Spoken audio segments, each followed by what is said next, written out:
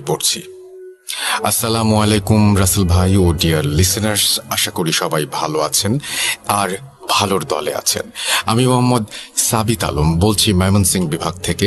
আমি বর্তমানে ভূত.com-এর একজন মডারেটর হিসেবে নিযুক্ত আছি। খুব অল্প সময়ে আপনাদের ভালোবাসা পেয়ে ঘটনা পাঠানোর ইচ্ছা যেন আরো বেড়ে গেছে ইদানিং।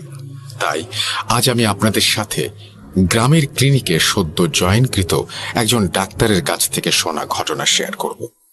আমি কোনো কথা না বাড়িয়ে ঘটনাটির প্রেক্ষাপট ও ঘটনায় চলে যাচ্ছি।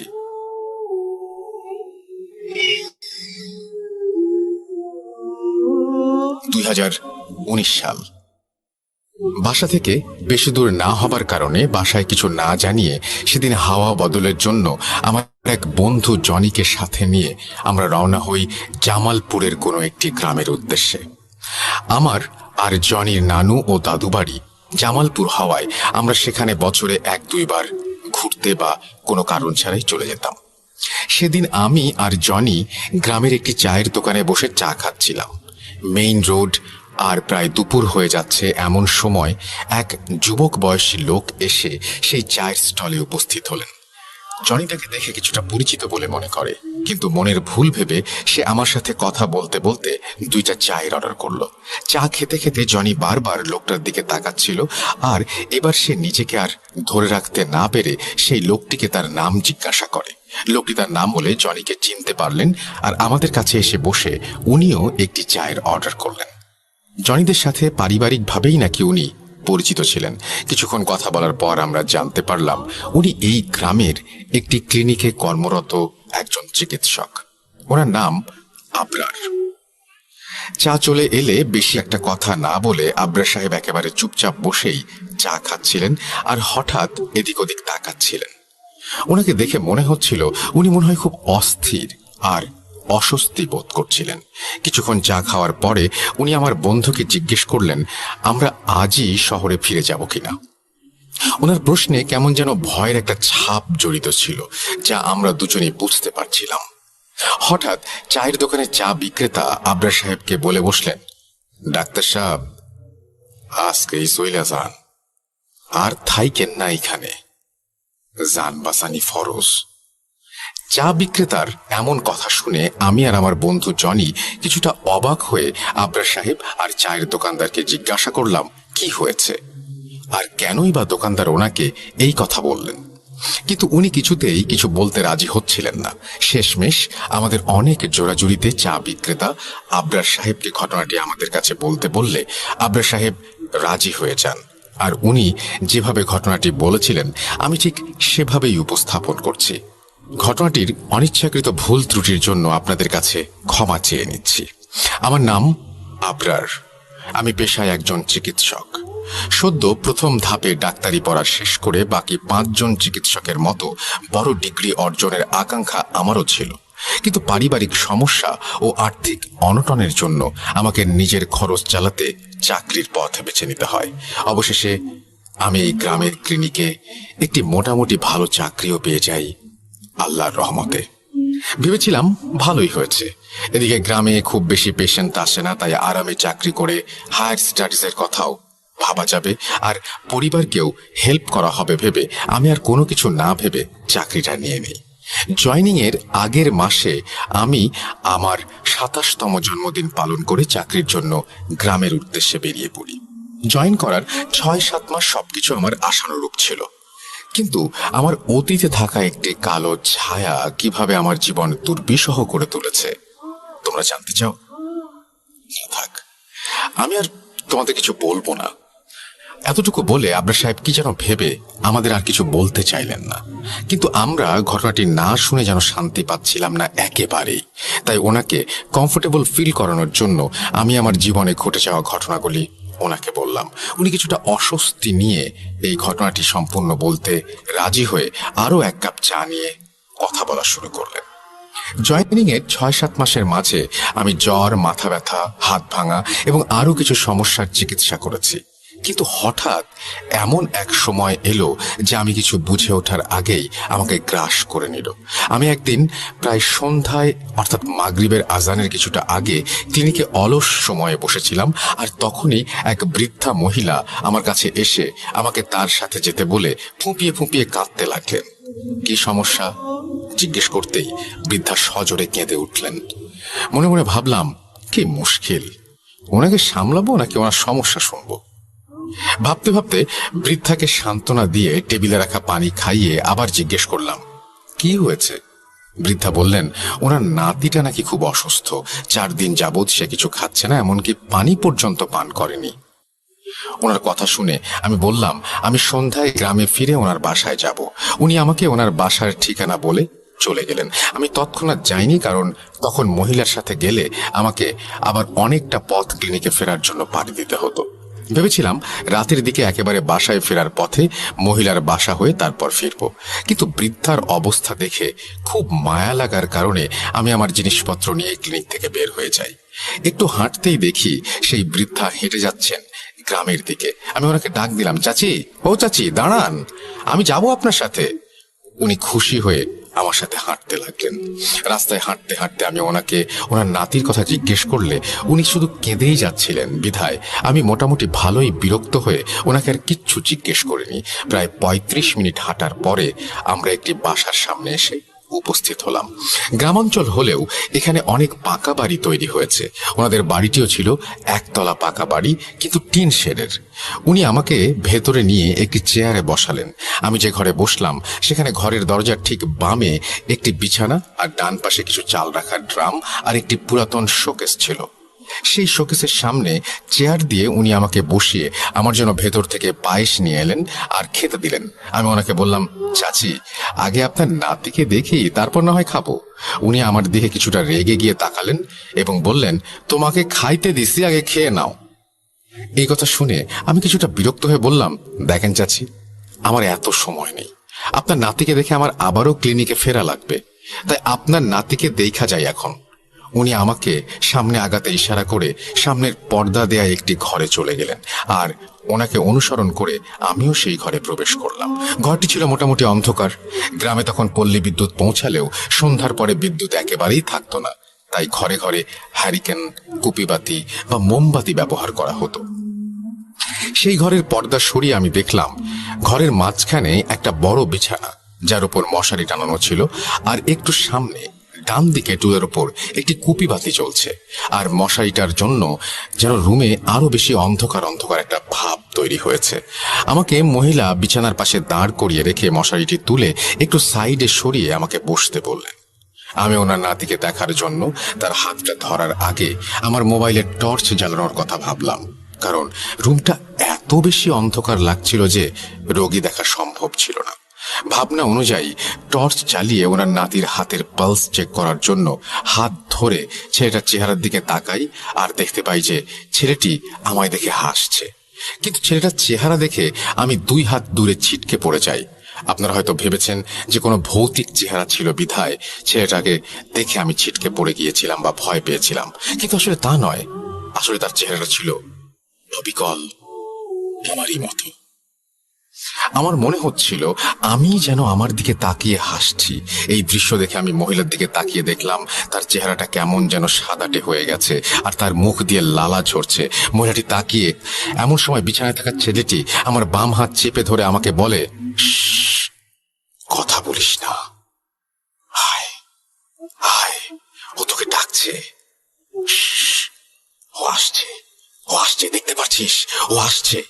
আমি এই কথা শুনে সজোরে আমার হাত ছাড়িয়ে নিয়ে দৌড় দিব, এমন সময় সেই বৃদ্ধা আমার সামনে আমার পথ আটকে দাঁড়ায় আর বলে, তোর দাদিকে দেখবি, চলে গেছে সে। কিরে, দেখবি?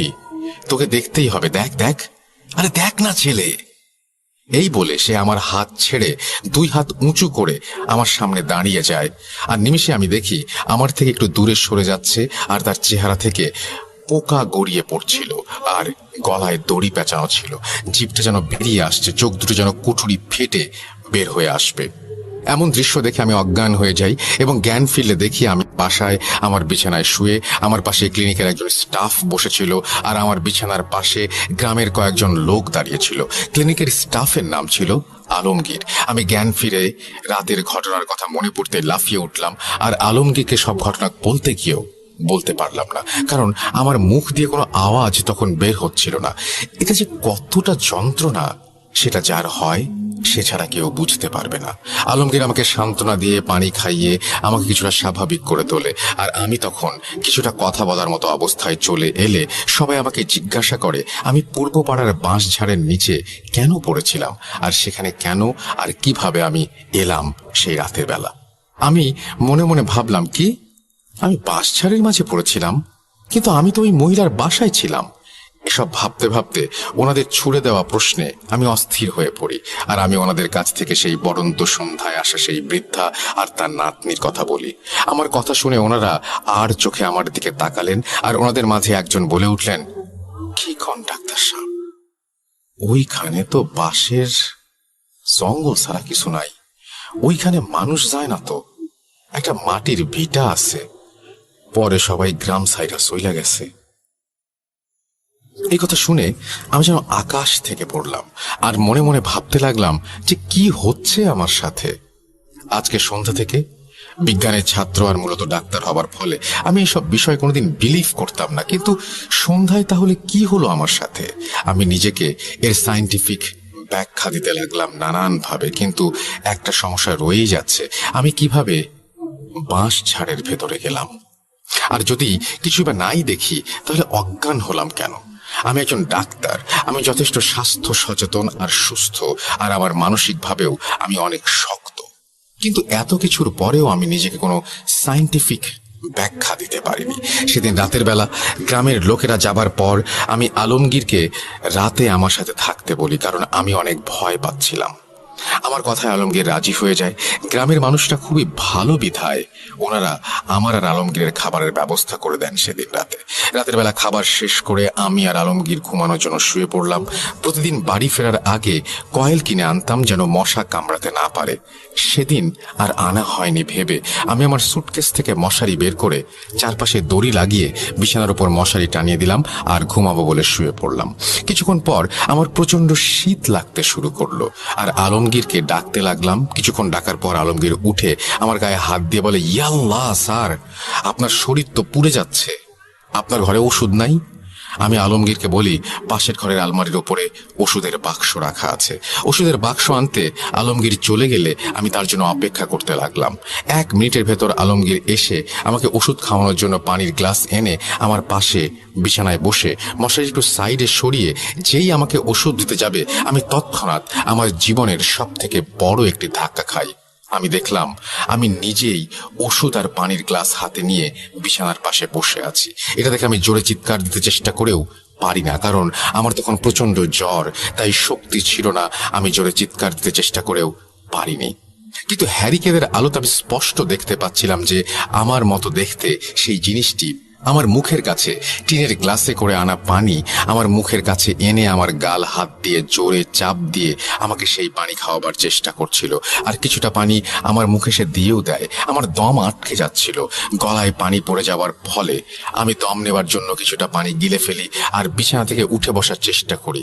আমার সে চেষ্টা ওই জিনিসটার কারণে বিফল হয়ে যায়, কারণ সে আমাকে ধাক্কা দিয়ে বিছানায় ফেলে আর গলা টিপে ধরে বলে, তোর বাবা এসবের মূলে, দেখবি তোর দাদি কিভাবে মরেছিল, ও আসছে, ও তোকে সব দেখাবে, সময় শেষ তোর, দিন গুনতে থাক, দাদির কাছে যাবি না? যাবি না তুই? বল, যাবি না? যাবি?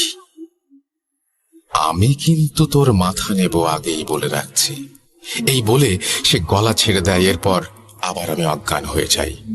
সকালবেলা আমার জ্ঞান ফিরলে আমি দেখলাম আমার পাশে সেই গ্রামের লোকজন আলমগীর দাঁড়িয়ে আছে, আর তাদের সাথে ছিল আমার কলিগ মুসা। আমি আলমগীরকে জিজ্ঞাসা করলাম রাতে সে ওষুধ আনতে গিয়ে কেন দেরি করছিল। আলমগীর আমাকে বলল, স্যার আপনার কি হয়েছে? আমি তো 1 মিনিটও সময় লাগাই নাই ওষুধ আনতে গিয়ে আপনার গোঙানির শব্দ শুনে আমি এসে দেখি আপনি নিজেই নিজের গলা টিপে ধরে রাখছেন, আর কি যেন বলছেন যে দাদির কাছে যাবেন, দাদির মতো মরবেন। পরে দেখি আপনার মাথার কাছে পানি পড়ছিল আর আপনার মুখ পুরো ভেজা ছিল। কি হয়েছে স্যার? আলমগীরের কথা শুনে আমি আলমগীরকে জোরে করে বলে উঠি, তুমিও শুনেছ আমার দাদির কথা? তুমিও? আমার কথা শুনে মুসা আমাকে শান্ত করে এবং বলে, স্ট্রেস আর জ্বরের জন্য আমার সমস্যাগুলো হচ্ছে।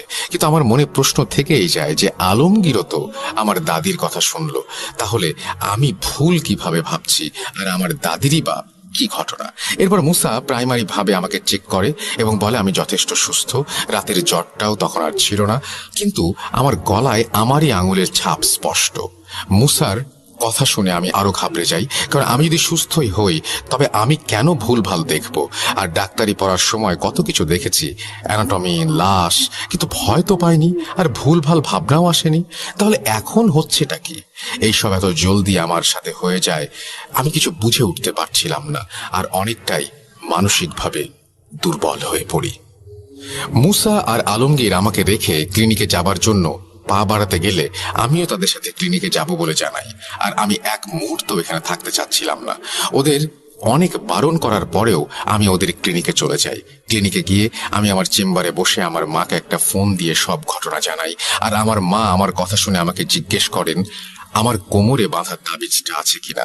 বলে রাখা ভালো যে খুব ছোটবেলায় কিছু সমস্যার কারণে আমার কোমরে আমার মা কোনো এক হুজুরের কাছ থেকে নিয়ে আসা তাবিজ বেঁধে দিয়েছিলেন। তখন মোটামুটি ছোট থাকার ফলে ওই সমস্যাগুলির কথা আমার জানা ছিল না।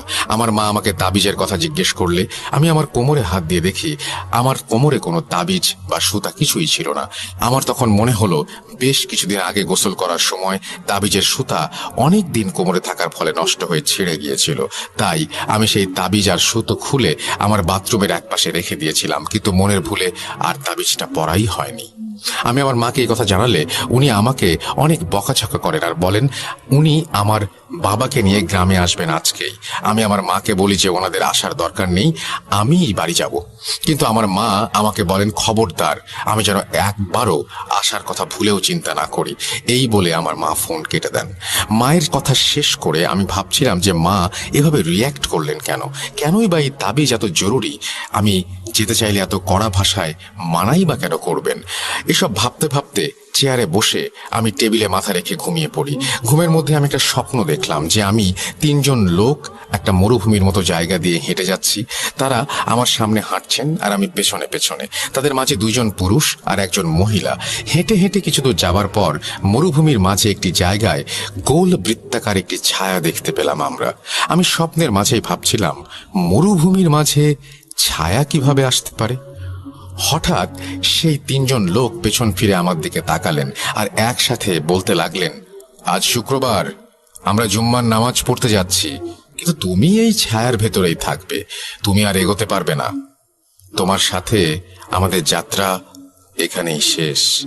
এই বলে ওনারা চলে যাচ্ছিলেন। আমি ওনাদের চেহারা দেখে তিনজনের মাঝে দুজনকে চিনতে পারলাম, কারণ ওনাদের মাঝে একজন ছিলেন আমার মা, আরেকজন আমার বাবা, আরেকজন ছিলেন একজন বৃদ্ধ লোক।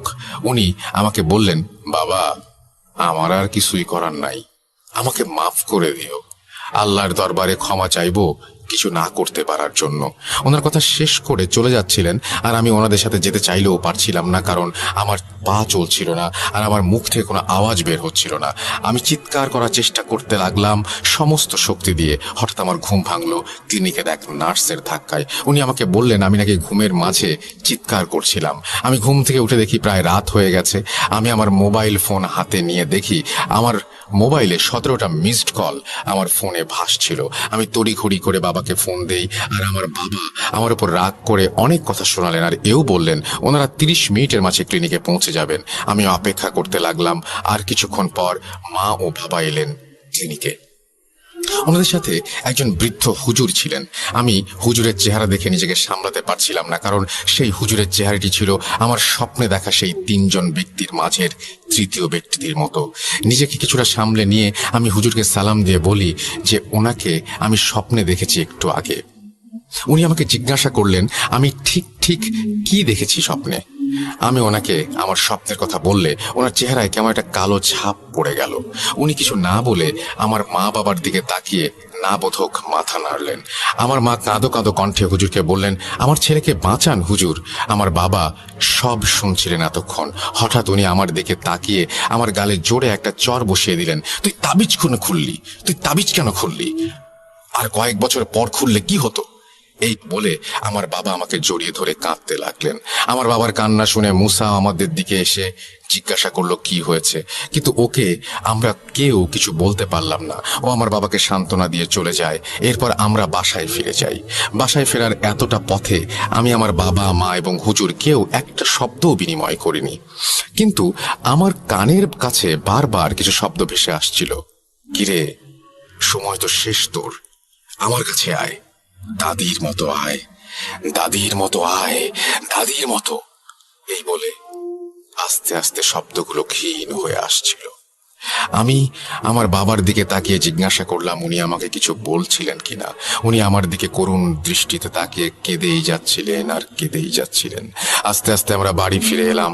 বাড়িতে ফিরতেই দেখি গ্রামের বেশ কিছু মানুষ আমার বাসার সামনে আমার জন্য রাতের খাবার রান্না করে নিয়ে বসে আছে। আমার মা বাবাকে দেখে ওনারা আমার মা বাবার জন্য খাবার রান্না করতে চলে যান। ভাবুন, গ্রামের মানুষরা কতটা ভালো হয়। যাই হোক, বাসায় ফিরে পানি খেয়ে আমার বাবা মার সাথে কথা বলে হুজুর বাইরে চলে গেলেন। একটু পর বাইরে থেকে আজানের শব্দ ভেসে আসলো, কিন্তু গ্রামের মসজিদ ছিল অনেক দূরে। তাহলে এখানে আজানের শব্দ? বুঝতে বাকি রইল না এটা সেই হুজুরের কাজ। এরপর ঘরের চারপাশে কিছুটা মাটিতে পোতার আওয়াজ শুনতে পাই আর সূরা বাকারার আয়াত শুনতে পাই। প্রায় 30 মিনিট বাইরে থাকার পরে হুজুর ফিরে এলেন আর আমরা সবাই আমাদের শোবার ঘরে বসেছিলাম। এর কিছুক্ষণ পর গ্রামের লোকেরা আরো খাবার রান্না করে আমাদের জন্য নিয়ে আসেন আর আমাদের কথা শুনে বসে পড়েন। তখন আমি আমার মাকে জিজ্ঞাসা করলাম ওটা কিসের তাবিজ ছিল আর কেনই বা তারা তাবিজটা খোলার ফলে এমন ভীত সন্ত্রস্ত হয়ে পড়েছে। আমার কথা শুনে আমার মা কাঁদছিলেন আর আমার বাবা আমার ছোটবেলার ঘটনা বললেন আমাকে। উনি বলছিলেন ছোটবেলায় আমার উপর জিনের ছায়া ছিল, সেই জিনটির মালিক ছিলেন আমারই নিজের দাদু। বলতে লজ্জা লাগে তবুও বলি, আমার দাদু নাকি একজন কালো জাদুকর ছিলেন আর তার কারণে অনেক মানুষের ক্ষতি হয়েছে, তিনি ক্ষতি করে বেড়াতেন। আমার দাদু আমার বাবার জন্মের আগে থেকে এসব করতেন আর সেই কাজের মাধ্যমে আয় করা টাকা দিয়েই নাকি আমার বাবাকে লালন পালন করতেন। কিন্তু আমার দাদি একদিন ওনার এই কালো জাদুর ঘটনা জেনে যান আর উনি নিজের ছেলেকে হারামের টাকায় বড় করতে চান না বলে বাড়ি থেকে বেরিয়ে আসেন আমার বাবাকে নিয়ে। আর বাড়ি ফিরে সবাইকে দাদুর কথা জানান। বাসার মানুষ ক্রুদ্ধ হয়ে দাদুর বাড়িতে গেলে তাকে আর খুঁজে পাওয়া যায়নি। এর কিছুদিন পর নাকি আমার দাদি পাগল হয়ে গিয়েছিল আর মারা গিয়েছিল 5 মাসের মাথায়। উনি মারা যাবার আগে নাকি অদ্ভুত আচরণ করতেন। উনি নাকি চিরুনি দিয়ে নিজের চুল ছিঁড়তেন আর গোসল না করার ফলে মাথা থেকে চুলের সাথে উঠে আসা কি নাকি সব বেছে বেছে খেতেন। আর একদিন দেখা যায় আমার দাদি গায়ে পোকা হয়ে গিয়েছিল। অনেক কবিরাজি তদবির চলছিল আমার দাদির জন্য, কিন্তু উনি বাঁচেননি। একদিন ছনের ছাদের বাঁশের সাথে দড়ি পেঁচিয়ে সেটি গলায় দিয়ে আত্মহত্যা করেন আমার দাদি। আসলে কি সেটা আত্মহত্যা ছিল নাকি অন্য কিছু? আমার দাদি মারা যাবার পর আমার বাবা তার খালার কাছে বড় হন। অনেক বছর কেটে যায়। আমার বাবা বিয়ে করেন আমার মাকে। বিয়ের 2 বছরের মাথায় আমার আগমন ঘটে। আর একদিন হঠাৎ গ্রামের বাড়িতে আমার দাদু কোথা থেকে যেন আমাদের কাছে আসেন। আমি তখন খুব ছোট, উঠোনে হামাগুড়ি দিয়ে খেলছিলাম। আমার বাবা মা ঘরের ভেতরে কাজ করছিলেন সবার সাথেই। হঠাৎ আমার কান্নার শব্দ শুনে ওনারা উঠোনে এসে দেখেন আমার দাদু আমাকে কোলে নিয়ে আমার মাথায় কালো রঙের তিলক লাগিয়ে আমার কানের কাছে কি যেন পড়ছিলেন। আমার বাবা এটা দেখে আমাকে জোর করে দাদুর কোল থেকে নিয়ে আমার দাদুকে ধাক্কা দিয়ে ফেলে দেন। আমার দাদু খুব ক্ষিপ্ত হয়ে আমার বাবাকে বলেছিলেন, তুইও তোর মায়ের মতো আমার সাথে দুর্ব্যবহার করলি, আমার ছেলে হয়ে তুই আমার গায়ে হাত তুললি, আমার কাছ থেকে আমার ছেলেকে সরানোর জন্য তোর মাকে কি করেছি দেখেছিলি তুই? এবার তোর কাজের জন্য তোর কাছ থেকে তোর ছেলে কেড়ে নেব আমি। দেখবি ছেলে হারানোর কি যন্ত্রণা। তোর মায়ের মতো করে তোর ছেলেকেও নিয়ে যাব, পারলে আমাকে আটকাস তোরা। এই কথা বলে আমার দাদু নাকি সেখান থেকে চলে যান। আমার পরিবারের বাকি সদস্যরা নাকি আমার দাদুকে ধরতে গেলে আমার বাবা বলেন যে যত যাই হোক তিনি হচ্ছেন বাবা, আর বাবাকে কিছু করে পাপের ভার নাকি তিনি অর্থাৎ আমার বাবা বহন করবেন না। কিন্তু দাদুর কথা শুনে আমার বাবা ঘাবড়ে গেলেও নাতির কোনো ক্ষতি দাদু করবেন না এই ভেবেই আমার বাবা বিষয়টি ভুলে যান। কিছুদিন পর থেকে নাকি আমার আচরণের পরিবর্তন আসে। অকারণে ঘন্টার পর ঘন্টা আমি কাঁদতাম আর রাতের বেলা মাঝে মাঝে আমাকে খুঁজে পাওয়া যেত না, কিন্তু সকালে পাশের বাড়ির বাঁশঝাড়ের সামনে নাকি আমাকে পাওয়া যেত। এসব দেখে ভয়ে আমার বাবা আমাকে নিয়ে মসজিদের ইমাম সাহেবের কাছে যান। ইমাম সাহেব বলেন আমার দাদু নাকি খুব নিকৃষ্ট একটি কাজ করেছেন, আমার ওপর নাকি জিন চালান দিয়েছেন। আমার বাবা এইসব শুনে ভাবতে লাগলেন যে একজন দাদু কিভাবে তার এত ছোট নাতির সাথে এই সমস্ত কাজ করতে পারে। এরপর এর প্রতিকার চাইলে হুজুর কিছু কাজ করে সেই জিনকে হাজির করান এবং তাকে একটি বোতল পানি ভরে সেই বোতলের ভেতরে বন্দি করে ফেলেন, আর বোতল থেকে কিছু পানি একটা তাবিজের উপর লাগিয়ে দোয়া পড়ে ফুঁ দিয়ে আমার কোমরে তাবিজ বেঁধে দিলেন এবং বললেন 30, অর্থাৎ আমার বয়স 30 হবার আগে যেন এই তাবিজ না খোলা হয়। যদি খোলা হয় তো এই জিন বোতল থেকে মুক্ত হয়ে যাবে। খুবই নিকৃষ্ট কালো জাদু হবার ফলে জিনটা খুব শক্তিশালী ছিল, তাই তাকে একেবারে নিধন করা যায়নি, আর একে নিধন করার ক্ষমতাও নাকি হুজুরের ছিল না। আমার বাবার কাছ থেকে এসব শুনে আমি যেন আকাশ থেকে পড়ি, আর আমার নিজের জীবনে কি হবে তা না ভেবে আগে এটা ভাবি যে আমার দাদু কিভাবে পারলেন এই জঘন্য কাজ করতে। আমি যখন ভাবছিলাম তখন হুজুর বললেন এখন কিছু করা একেবারে অসম্ভব। এই জিন আমাকে সেদিন রাতের বেলা, অর্থাৎ যেদিন আমি আমার বিছানায় মশারিটা নিয়ে শুয়েছিলাম, সেদিন রাতের বেলা যে পানি খাইয়েছিল সেটির ফলে আমার সাথে সে জড়িয়ে গেছে। আর এই গ্রামের যেই বাঁশঝাড়ে আমি পড়েছিলাম রোগী দেখতে গিয়ে, সেই বাঁশঝাড়ে তার বাস এখন। বাড়ি বন্ধ করে আজান দেওয়ার সময় হুজুর সেটা বুঝতে পারছিলেন, তাই আমাকে যত দ্রুত সম্ভব গ্রাম ত্যাগ করতে বললেন।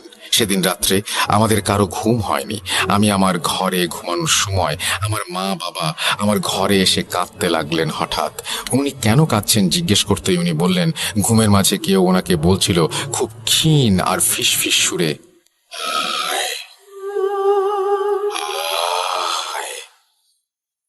দেখে যা, ছেলেকে শেষবার দেখে যা,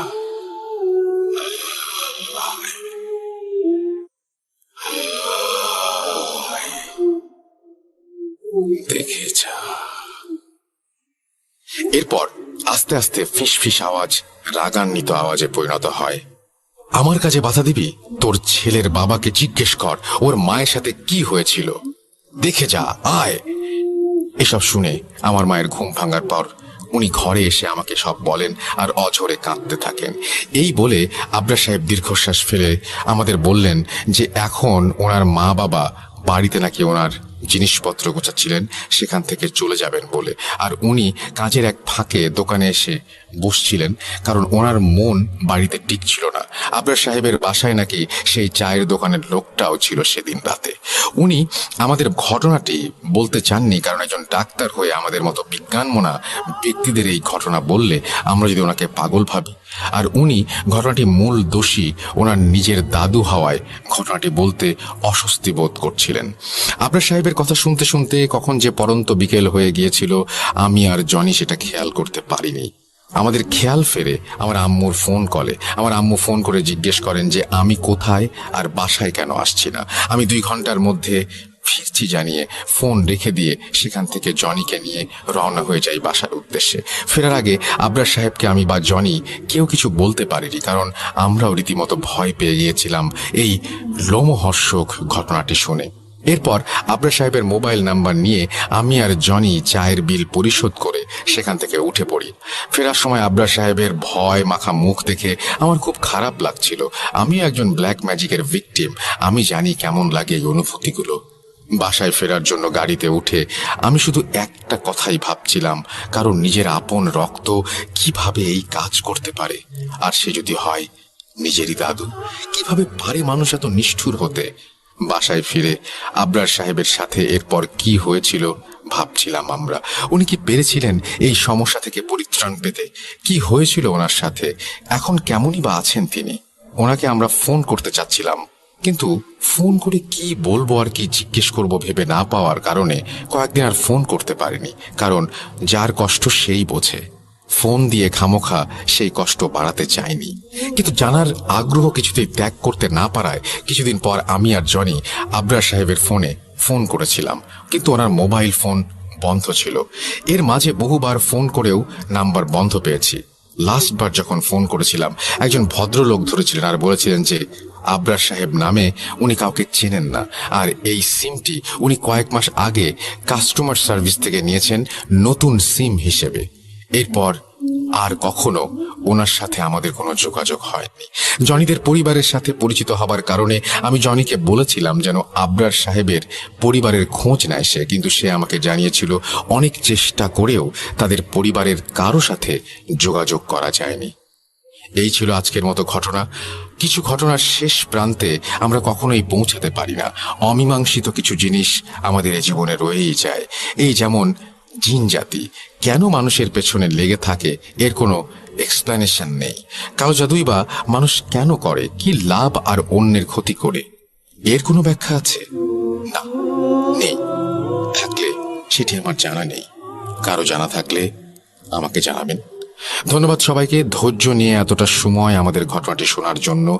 আশা করি আপনাদের এই ঘটনাটি ভালো লেগেছে। ঘটনাটি কতটুকু গুছিয়ে লিখতে পেরেছি আর কতটা ভয় লেগেছে ঘটনাটিতে আমি জানি না। কতটুকু ভয় ছিল সেই বিচারটা লিসেনারদের কাছেই ছেড়ে দিলাম। অনিচ্ছাকৃত ভুলের জন্য আবারও ক্ষমা প্রার্থনা করে আজকের মতো বিদায় নিচ্ছি। আমি সাবিত ফ্রম ময়মনসিং। সবাই ভালো থাকবেন। ধন্যবাদ। আসসালামু আলাইকুম। আমার ফোন, তারপরে তিনি তার ফোন নাম্বার শেয়ার করেছেন এবং এভাবেই তিনি তার ঘটনা শেষ করেছেন। ধন্যবাদ আপনাকে, অনেক অনেক অনেক ধন্যবাদ। আশা করছি আপনার এই ঘটনাটি সবাই পছন্দ করেছে সাবিত, অ্যান্ড আপনি রেগুলারই ঘটনা পাঠান এবং আমি সবসময় বলি যে আমি প্রতি উইকে আপনার কাছ থেকে ঘটনা এক্সপেক্ট করি। And thank you very much for sending me this story. হ্যালোইনে আমি আপনার আরও একটা ঘটনা চাই, ইনশাল্লাহ সেটাও আমরা প্লে করব। আপনি অনেক ভালো থাকবেন এবং যারা শুনছেন তারা একদম দেরি না করে আমাদেরকে ইমেল পাঠিয়ে দিন। আমাদের ইমেল অ্যাড্রেস হচ্ছে russell.booth.com@gmail.com। আপনার নাম, ঠিকানা এবং ফোন নাম্বার সহ আপনার জীবনে ঘটে যাওয়া বা আপনার জানা সেরা ঘটনা লিখে পাঠিয়ে দিন আমাদের কাছে। ঘটনা শুরুতে অবশ্যই উল্লেখ করুন যে ঘটনাটি আপনি স্টুডিওতে এসে শেয়ার করতে চান, নাকি আপনি চান আপনার ঘটনা আমরা পড়ে শোনাই। যারা দেশের বাইরে রয়েছেন তারা সরাসরি অডিও ক্লিপ পাঠাতে পারেন বা লিখেও পাঠাতে পারেন। ঘটনা এটা কমপ্লিটলি আপনাদের ব্যাপার। আর আমার কাছে অডিও ক্লিপ ইদানিং কম আসছে, আমি এই জন্য একটু ওয়ারিড। আপনারা যারা অডিও ক্লিপ পাঠাতে চান দয়া করে খুব দ্রুত পাঠিয়ে দেবেন। আশা করছি আপনারা শুনতে পাচ্ছেন আমাকে এই মুহূর্তে। কিছুদিন আগে 44 মিনিট একটা অডিও ক্লিপ আসছিল, সেখানে অনেক নয়েজ ছিল বলে আমি আবারও রেকর্ড করতে বলেছি। তো আপনি যদি শুনে থাকেন তাহলে আপনি প্লিজ, অনেকে মেইল চেক করেন না, অনেকে হয়তো শুধু শোই শোনেন, আপনি প্লিজ আপনার অডিও ক্লিপটি আরও একবার পাঠিয়ে দেবেন। আমি চলে যাব আমাদের পরের ঘটনায়।